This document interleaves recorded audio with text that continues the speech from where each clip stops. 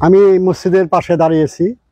এই মসজিদ হযরত শাহ সুফি ইসমাইল কারী রহমতুল্লাহ আল্লাহর নির্দেশে আমার দাদা মইজুদ্দিন মুন্সি এটার ফাউন্ডেশন প্রথম শুরু করে।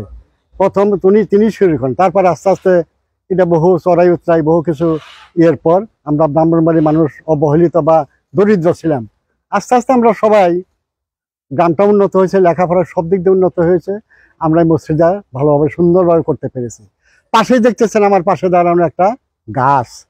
এই গাছটা হযরত শাহ সুফি ইসমাইল কারী রহমতুল্লাহ, আমি শুনেছি আমার দাদা বা দাদির মুখে বা মুরব্বীদের মুখে, উনি ডাল সকাই চাই না আম সহ গাছটা এখানে বলছিল। আজ প্রায় 150 বছর মতো বয়সটা হবে। এই গাছের বয়স প্রায় 150 বছরের মতো হবে। এখনো আম ধরে, এখনো ঠিক আছে। অনেক মানুষ ভক্তি শ্রদ্ধা করে। আমার পাশেই আমি যে আস্তানার পাশে দাঁড়াইছি, এখানে মহাসাধক, একজন বাংলাদেশের বিখ্যাত সাধক হযরত শাহ সুফি ইসমাইল কারী রহমতুল্লাহ আল্লাহ এখানে বসে উনি দীর্ঘদিন সাধনা করছেন। উনি এখানে বসে সাধনা করছেন, কোরআন তালাওয়াত, ইবাদত বন্দেগী, তপজপ, মুরাকাবা, মুশাহাদা সবই এখানে করেছেন।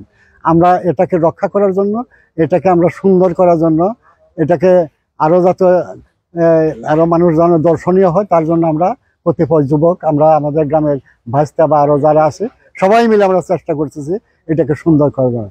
তারই পরিপ্রেক্ষিতে কাজ চলছে। একটা কিছুদিন পরে দেখবেন, 2-1 দিনের মধ্যে দেখবেন যে এটা কত সুন্দর হয়ে দাঁড়িয়েছে। আমরা যারা ভক্তি শ্রদ্ধা করি, আশা করি আমরাও, আপনারা যারা সবাই এখানে আসবেন, এই তাজিমের সহিত এই হুজুর এখানে দর্শন করবেন এবং তা আমাদের জন্য দোয়া করবেন। এটি আমার কথা। মসজিদের সামনে দাঁড়িয়েছি। এই মসজিদের পাশেই আমার মরহুম দাদা মইজুদ্দিন মুন্সি একজন সাধক ছিলেন।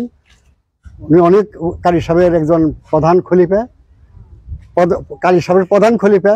তারই নির্দেশেই আমার দাদা এই জায়গা মসজিদে দান করেন এবং মসজিদ হয়।